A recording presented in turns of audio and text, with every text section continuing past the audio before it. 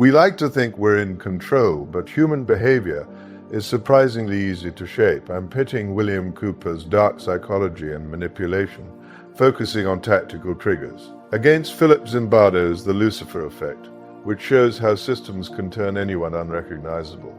Let's see which framework gives you the best defense for your mind. Dark Psychology and Manipulation by William Cooper begins with a hard idea.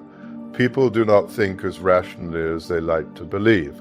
We like to imagine ourselves as logical actors making calculated decisions. But the reality is that we use mental shortcuts. We trust crowds, we instinctively obey authority, and we respond predictably to gifts, urgency, familiarity, and repetition. What this means in practice is that a person can be guided without even realizing they are being guided. This matters because control does not always look like force or a loud command. Often it looks like something completely normal. It looks like a simple favor, a professional deadline, or the sound of a confident voice. It looks like the assumption that everyone else already agreed, so you should too. If you do not notice the trigger being pulled, you will walk away thinking the decision came entirely from you. Consider the psychological weight of a gift. Imagine someone gives you a small, unsolicited favor or a token of appreciation before asking you for something much larger. The natural, almost biological response is to feel a sense of debt. However, the wrong way to respond to this situation is to allow yourself to feel automatically obligated just because you received something. This is exactly how the rule of reciprocity can be used against you as a weapon. The right way to handle this, the rational way, is to consciously separate gratitude from obligation. You can appreciate a favor without surrendering your judgment to the person who gave it. Cooper's book is fundamentally tactical. It is built around individual levels of influence that have been studied for decades: reciprocity, scarcity, social proof, liking, authority, commitment, and unity. It functions almost like a manual for recognizing how one mind can nudge another in a specific direction. It is incredibly useful because it breaks the abstract concept of pressure into small, recognizable pieces that you can actually spot in a conversation. Now compare that tactical focus with The Lucifer Effect by Philip Zimbardo. Zimbardo would argue that even if a specific tactic or trick is present, the deeper, more profound danger is the surrounding atmosphere.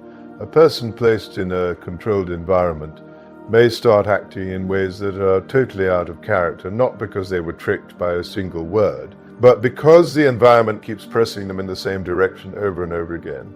If we use a fishing metaphor, while dark psychology and manipulation tells you how the hook works, the Lucifer Effect tells you why the hook can keep sinking deeper until it becomes part of you.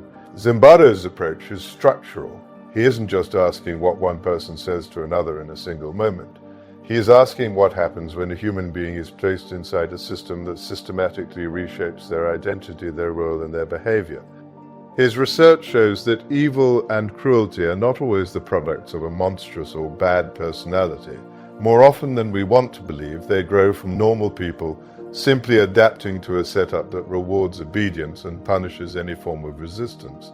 This difference in perspective matters immensely. If you think only in terms of individual tactics, you may miss the bigger machine that is moving you. But if you think only in terms of massive systems, you may miss the immediate trick being used right in front of your face. The strongest reading of human nature isn't choosing one over the other. It is understanding both at once. Dark psychology and manipulation repeatedly demonstrates that compliance often begins with a very small mental shift, what we might call a tiny yes.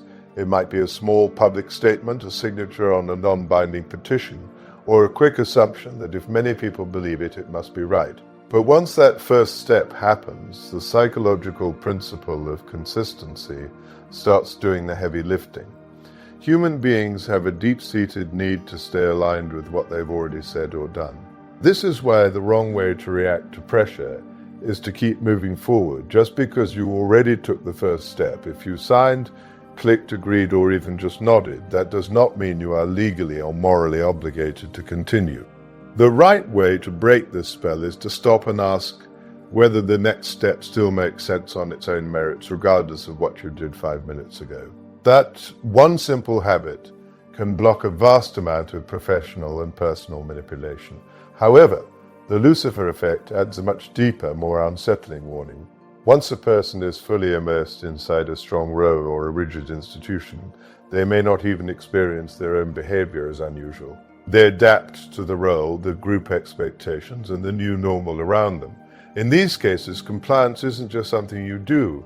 It turns into your identity. It stops being, I am doing this task, and becomes, this is who I am in this place. And that, as Zimbardo points out, is far more dangerous than any single sales tactic.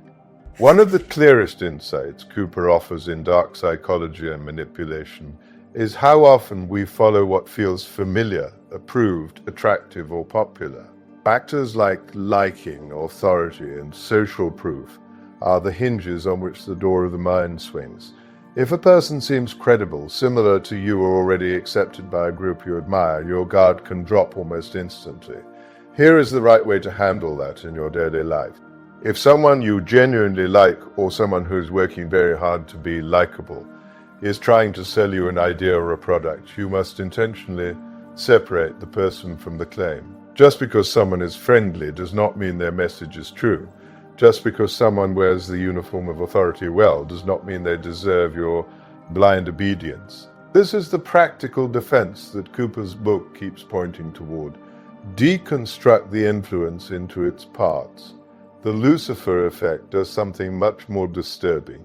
It explains how people can be made to see others through a hostile lens when a system frames those others as outsiders, enemies, or even less than fully human. Once that psychological bridge is crossed, behavior that would normally feel impossible or repulsive can start to feel justified or even necessary. This is why Zimbardo's work is so powerful. It explains how our very moral limits can be weakened and dissolved by the environment itself. To see how these two books clash and complement each other, imagine a workplace scenario. A manager comes to you and says, everyone else on the team has already agreed to this and we really need this to happen by the end of the day. If you obey immediately, you are likely reacting to the social proof of the team and the scarcity of the deadline at the same time. That is the wrong way to handle it, because you are letting external pressure replace your internal thought process. The right way is to pause and ask yourself, would this still be a good decision if nobody else had approved it and if there was no deadline at all? That question removes the psychological spell. It makes the decision personal and conscious again rather than automatic. But now apply the Lucifer effect to that same scene. If that workplace also rewards total obedience, shames anyone who dares to dissent, and turns the manager into the undisputed voice of the entire system, then the issue is no longer just a clever pressure tactic. It has become a culture that trains people to stop seeing themselves as independent actors with their own moral agency. In that world, the wrong outcome isn't just a moment of bad judgment. It is the slow, silent loss of your personal capacity for resistance. That is why the two books together are exponentially stronger than either one alone. One helps you see the move, the other helps you see the stage. Dark Psychology and Manipulation makes a vital point that we often forget. Manipulation does not need to be loud or aggressive to work. It can be subtle, it can be polite, and it can even look like someone is being helpful. That is exactly what makes it so dangerous. If you only watch for obvious lies or red-faced demands, you will completely miss the half-truths, the intentional omissions, the emotional pressure, and the carefully staged displays of trust. But the Lucifer effect goes one step further. It suggests that even perfectly ordinary, good people can become part of a machinery of cruelty when the environment rewards the wrong behavior for long enough. This is the part of the conversation that should make us all feel uncomfortable, but in a useful way. It means the problem of evil or control is not just about bad people out there. It means normal people, people like you and me, can do terrible things when our surroundings teach us that it's the only way to belong or succeed. The most mature takeaway from these two frameworks isn't a state of constant paranoia. Instead, it is a state of humility. You should never assume that you are immune to these forces. Instead, you should assume that you can be influenced and then actively build the habits that keep your judgment active and independent. That humility is a much stronger defense than confidence alone would ever be. If we look at the direct defensive moves provided by dark psychology and manipulation, they are clear and practical. Do not feel forced by the rule of reciprocity just because someone gave you a gift. Do not trust the value of something just because it is framed as scarce or urgent. Do not assume that popularity or social proof equals the truth, and never obey an authority figure without first checking the validity of their claim. These are your simple real-world shields. But the Lucifer Effect gives you a different, broader kind of defense. You must watch the setting, not just the statement. Ask yourself who actually benefits from the way this structure is set up. Ask whether the room you are in rewards honesty or rewards blind obedience. Ask whether the system you are part of makes it easier for you to think clearly or easier for you to just conform and disappear into the crowd. That awareness is what keeps you from being pulled into a toxic environment and then blaming yourself later as if it were only a personal weakness on your part. The wrong way to approach this is to think, I would never fall for this, while you continue to stay in a system that applies constant pressure to your values. The right way is to admit that pressure changes human behavior and to actively create distance before that pressure becomes your new normal. That is the fundamental difference between self-protection and self-deception. So which approach is more effective? The honest answer is that dark psychology and manipulation is better for spotting the immediate tools of influence in your daily interactions.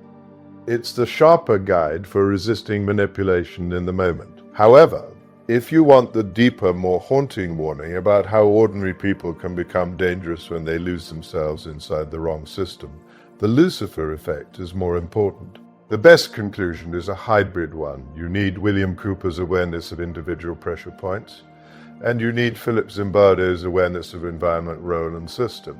If you only watch for the tricks, you may miss the machine. If you only watch for the machine, you may miss the trick being played right in front of your face.